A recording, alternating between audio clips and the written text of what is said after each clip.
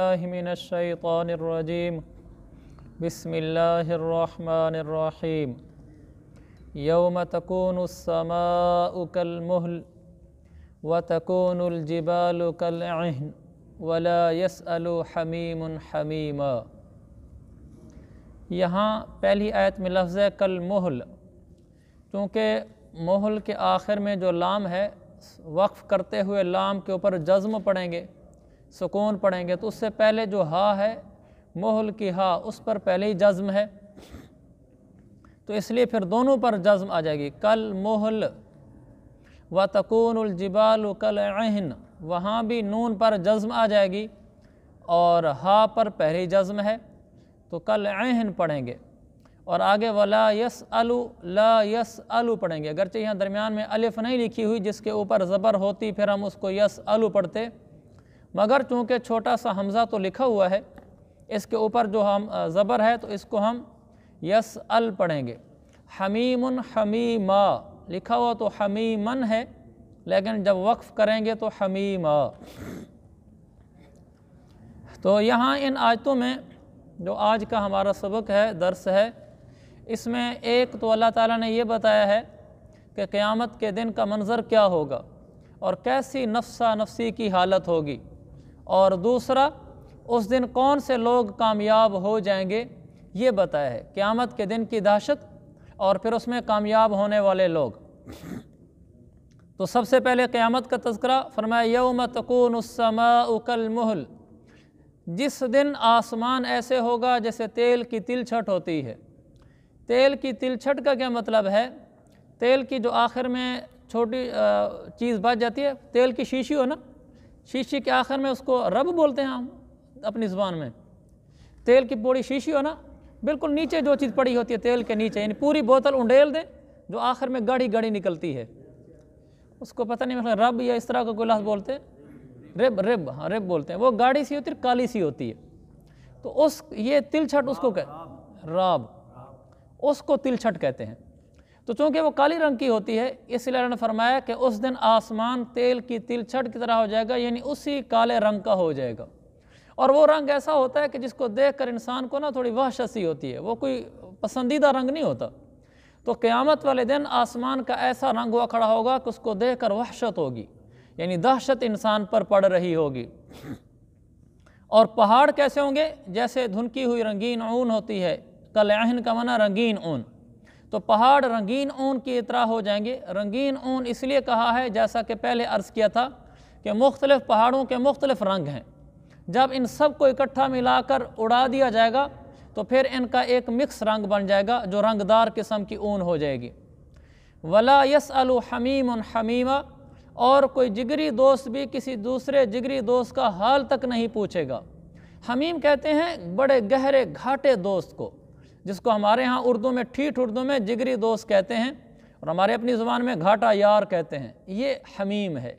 का इस दिन दुनिया में ना आदमी पर औखा वक्त आ जाए तो उसका घाटा यार उसका हाल ज़रूर पूछता है, चलो यार बाकी छोड़ जाएंगे, मैं नहीं आपको छोड़ता। अल्लाह फरमाते हैं क़यामत वाले दिन ये यार भी दूसरे का हाल नहीं पूछेगा, सबको अपनी पड़ी होगी।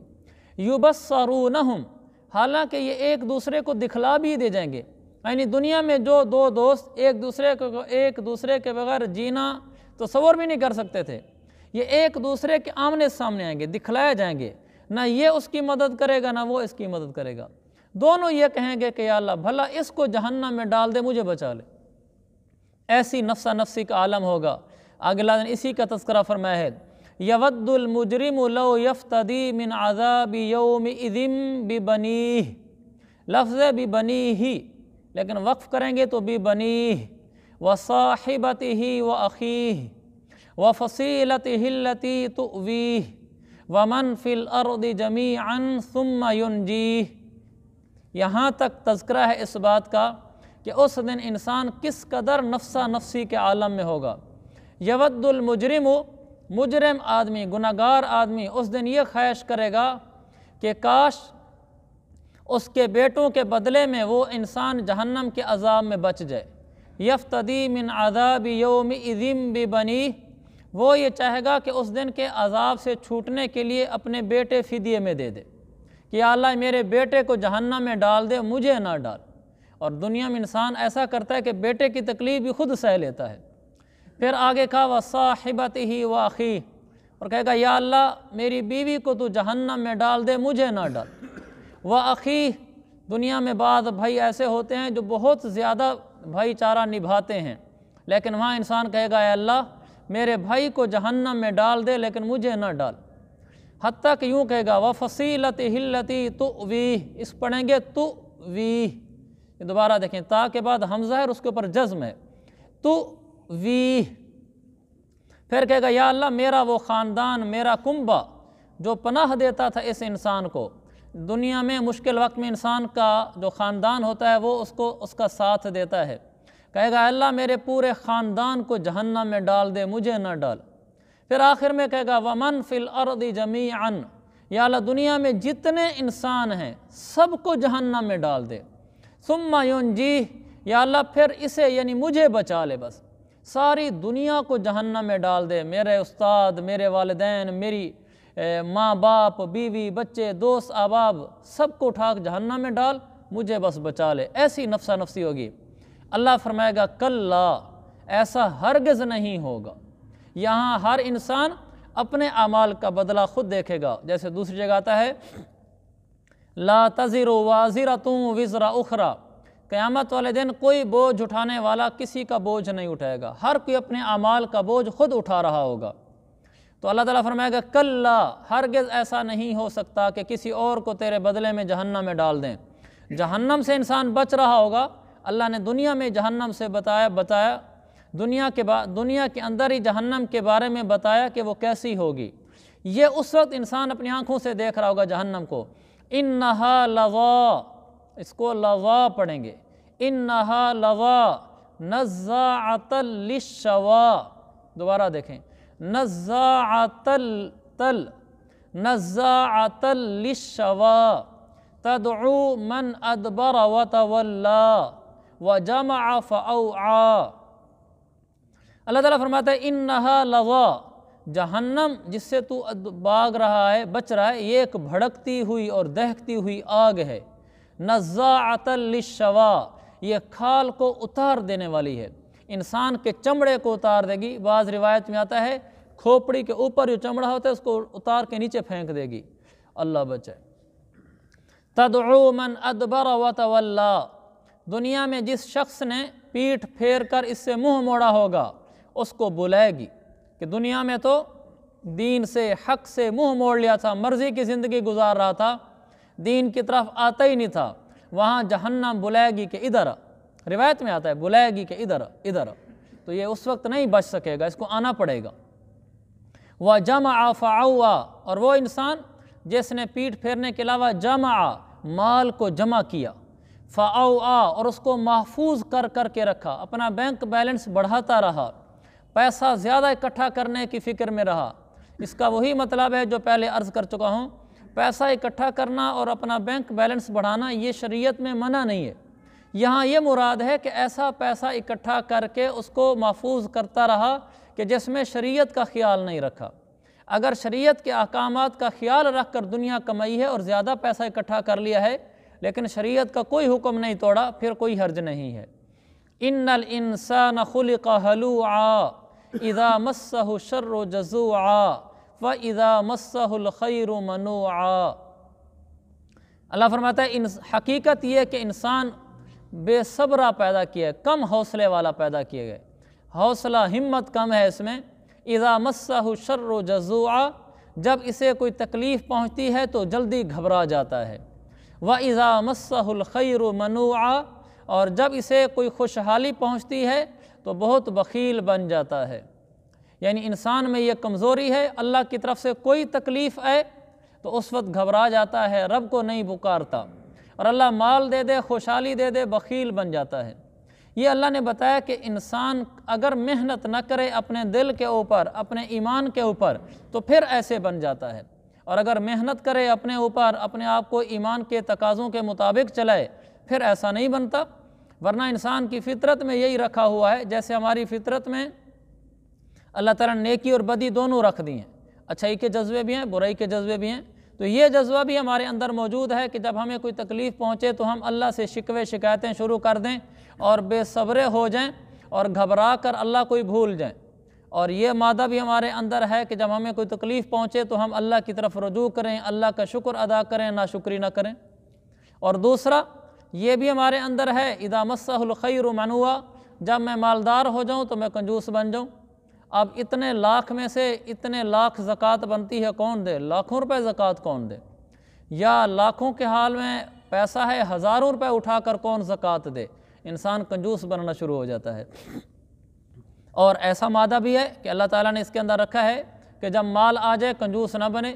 اللہ نے جو مال مانگا ہے، زکوٰۃ مانگی ہے، عشر مانگا ہے، بال بچوں کا خرچہ ہے، ان میں وہ کنجوسی نہیں کرتا، شریعت کے مطابق خرچ کرتا ہے، تو یہ انسان کامیاب ہے۔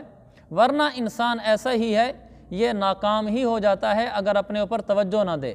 ہاں کچھ لوگ کامیاب ہو جاتے ہیں، الا المصلین۔ یہاں سے کچھ صفات بیان کی ہیں لوگوں کی کہ جن لوگوں میں یہ خوبیاں ہیں یہ پار ہو جائیں گے آخرت میں۔ کون کون سے؟ الا المصلین، ہاں جو لوگ ایسے ہیں جو نمازی ہیں، اور آگے بھی بتایا، اور جن میں یہ صفت ہے یہ صفت ہے، آخر میں فرمایا جہاں ہمارا سبق ختم ہوگا اولئک فی جنات مکرمون، جہاں اگلا رکوع آ رہا ہے، یہی ہیں وہ لوگ جو جنتوں میں ہوں گے اور بڑی عزت کے ساتھ ہوں گے، جنتوں میں معزز انسان بن کر رہیں گے۔ کون ہے وہ یہاں سے شروع ہو رہے ہیں۔ تو ان کو پڑھتے ہوئے میں نے پہلے، پھر آپ نے بھی یہ سوچنا ہے کہ انشاءاللہ میں نے ایسے ہی بننا ہے تاکہ میں جنت میں چلا جاؤں اور ایسا ہی معزز انسان بن جاؤں جو آخرت میں معزز ہوں گے۔ تو پہلی صفت ان کی المصلین، نماز پڑھتے ہیں، اور الذین هم علی صلاتہم دائمون، دائمون، وہ نمازی جو اپنی نمازوں پر ہمیشگی کرتے ہیں، یعنی نماز کی ہمیشہ پابندی کرتے ہیں، کبھی نماز میں سستی نہیں کرتے۔ اور اگر خدا نہ خواستہ کوئی نماز چھوٹ جائے تو اس کو فوراً پڑھ لینی چاہیے۔ چھوٹ جائے گا کیا مطلب؟ انسان بے بس تھا، جیسے ایک آدمی سو گیا اور الارم لگا کر بھی سویا لیکن جاگ ہی نہیں آئی، تو کوئی بات نہیں، یہ ہو جاتا ہے۔ لیکن اس نے اپنی طرف سے پورا انتظام کیا ہو اٹھنے کا، پھر جاگ نہیں آئی تو کوئی بات نہیں۔ اسی طرح بعض دفعہ انسان کو بھول جاتا ہے، یاد نہیں رہتا میں نے نماز پڑھنی ہے۔ نمازی آدمی کے ساتھ بھی ایسا ہو جاتا ہے، کسی جگہ ایسا مشغول ہوا، خیال ہی نہیں رہا، نماز نکل گئی۔ ایسے آدمی کے بارے میں میرے پاک پیغمبر آقا مدنی صلی اللہ علیہ وسلم کا فرمان ہے، ہمارا کتنا سوکھا دین ہے، آسان دین ہے۔ آپ نے فرمایا من نام عن صلاۃ او نسیہا فلیصلیھا اذا ذکرھا، جو آدمی ایسا ہو کہ اس کی نماز چھوٹ جائے اس وجہ سے کہ سویا ہوا تھا یا وہ بھول گیا، آپ نے فرمایا جب یاد ہے اسی وقت پڑھ لے، فإن ذلک وقتھا، یہی اس کا وقت ہے۔ صبح جاگ گئی، سورج طلوع ہو چکا تھا، اسی وقت اٹھ کے پڑھ لے، جو شروع کے 10 منٹ ہوتے ہیں، سورج طلوع ہونے کے بعد 10 منٹ، یہ مکروہ وقت گزرنے دے، اس کے بعد نماز پڑھ لے، جب یاد آئی اسی وقت پڑھ لے۔ تو اگر اس طرح نماز چھوٹ جائے جس میں اس کا کوئی قصور نہیں تھا تو یہ بھی نماز کو ہمیشہ پڑھنے والوں میں شمار ہوگا۔ تو نماز میں سستی نہیں کرنی چاہیے۔ والذین فی اموالہم حق معلوم، حق معلوم للسائل والمحروم، اور وہ لوگ جن کے مالوں میں ایک متعین حق ہے، سائل کا، مانگنے والے کا، سوالی کا، محروم نہ مانگنے والے کا۔ یعنی اللہ تعالیٰ فرماتا ہے ایک دوسری خوبی ان میں یہ ہے کہ ان کے مال میں غریبوں کا بھی حق ہے۔ جو سائل کا مطلب جو غریب ہے اور آ کر مانگ لیتا ہے اس کو بھی دیتا ہے یہ آدمی۔ محروم کا معنی جو آدمی غریب ہے لیکن شرم سے مانگنے نہیں آتا، یہ اس کو بھی مال پہنچاتا ہے۔ تو ہمیں یہاں یہ سبق ملا کہ اپنی زکوٰۃ، عشر یا مال دینے کے لیے ان لوگوں کو بھی ڈھونڈنا چاہیے جو مستحق ہیں لیکن سفید پوش ہیں، وہ زکوٰۃ لینا چاہتے ہیں لیکن مانگنا نہیں چاہتے، تو ایسے لوگوں کو زکوٰۃ پہنچائی جائے۔ یہاں آپ کو ایک آسانی والا مسئلہ بتاؤں، زکوٰۃ دینے کے لیے، عشر دینے کے لیے، صدقہ دینے کے لیے بتانا ضروری نہیں ہوتا کہ یہ زکوٰۃ ہے۔ مثلا میرا ایک دوست ہے یا میرا بھائی ہے، چچا ہے، ماموں ہے، اور کوئی میرا قریب کا کولیگ ہے اور میرا کوئی پڑوسی ہے، میں چاہتا ہوں کہ میں اس کو زکوٰۃ کے پیسے دوں۔ اب اگر میں اس کو یہ کہتا ہوں کہ بھائی زکوٰۃ ہے تو اس کا ضمیر گوارا نہیں کرتا اور آئندہ مجھے ملے گا بھی نہیں کہ تم نے مجھے زکوٰۃ کا مستحق سمجھا ہوا ہے، حالانکہ وہ ہے لیکن ضمیر نہیں گوارا کرتا۔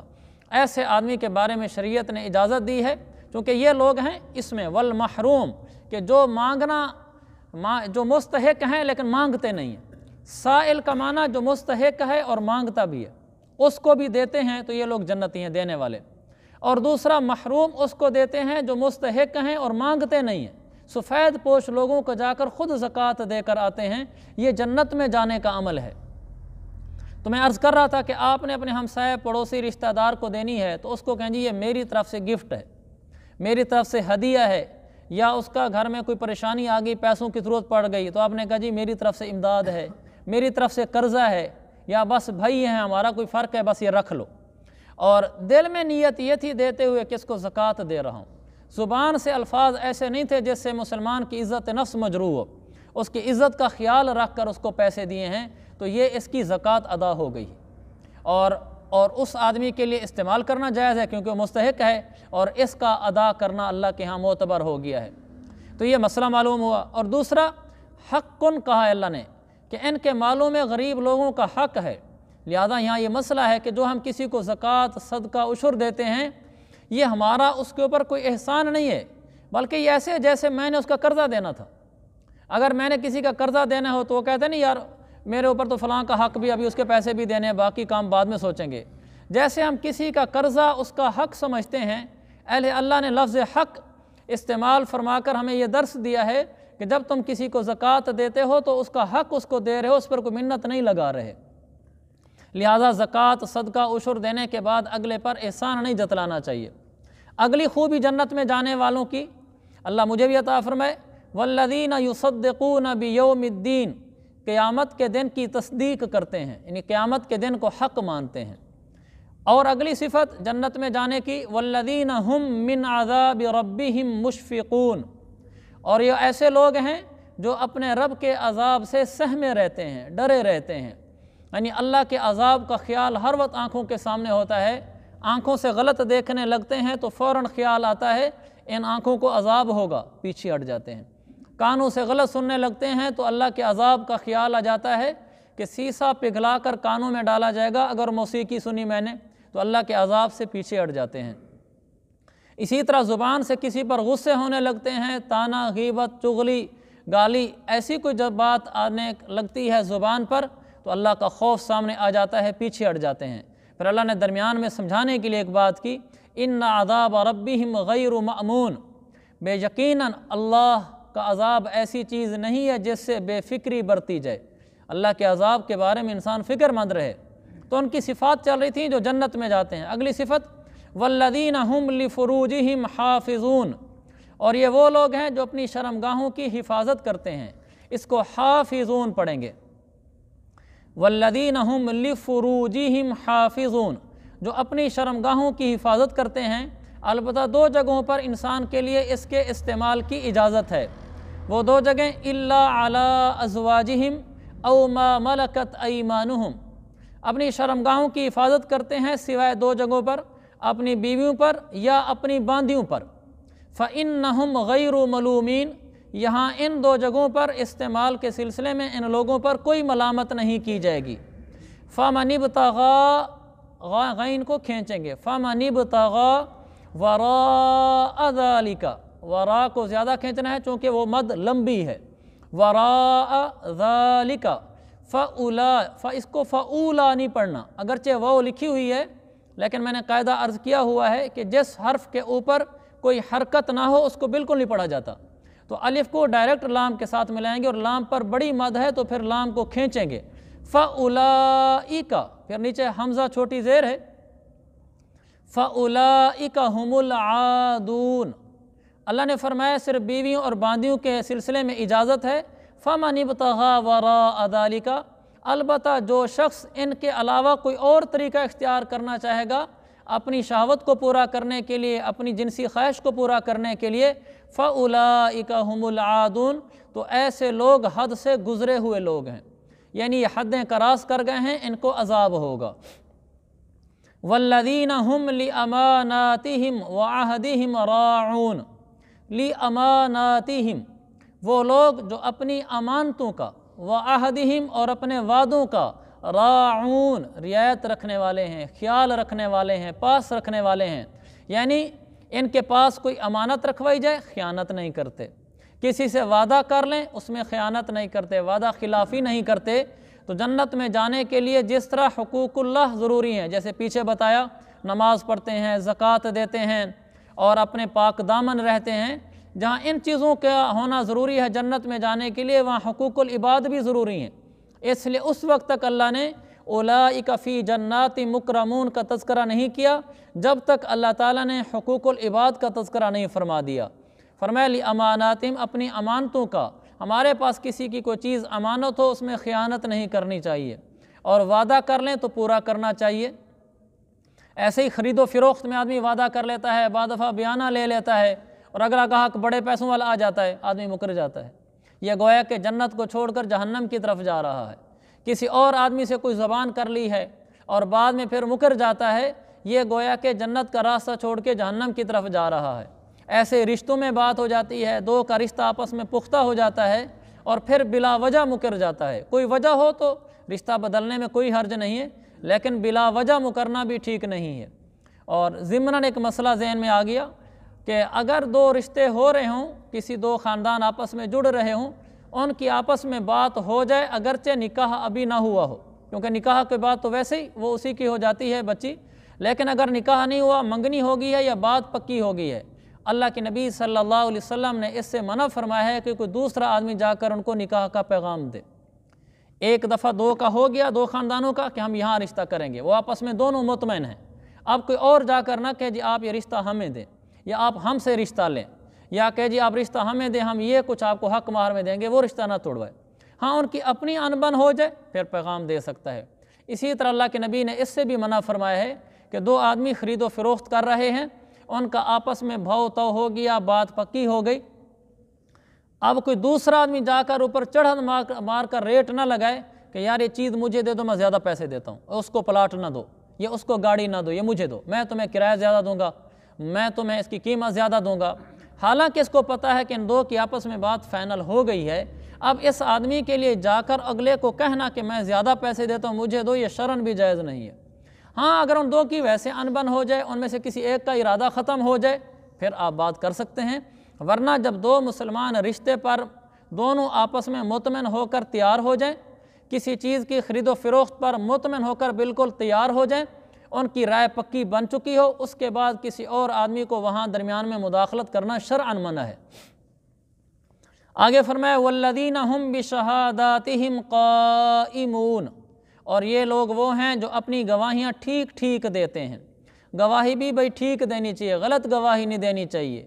یہاں آپ لوگوں کے ہاں رواج ہے، ہمارے ہاں تو نہیں ہے، کہ اگر کہیں پنچایت ہو جائے اور مسئلہ ہو جائے بھی اس آدمی کے اوپر قسم آتی ہے قسم کھائے یا گواہی دے کہ بھائی یہ کام میں نے کیا ہے، میں نے کام نہیں کیا، تو آپ لوگوں کے ہاں یہ ہوتا ہے کہتے ہیں جی تم قسم نہ کھاؤ، تمہاری جگہ فلاں آدمی قسم کھائے، وہ آ کر قسم کھائے جی اس نے یہ کام نہیں کیا، تو وہ پھر کیا کرتا ہے جو گواہی کے لیے آ رہا ہوتا ہے، وہ آ کر اس سے کہتا ہے کہ بھی میں قسم کھا لوں، کہتے ہیں ہاں ہاں بالکل پکی بات ہے، یہ کام میں نے نہیں کیا، تم قسم کھا دو۔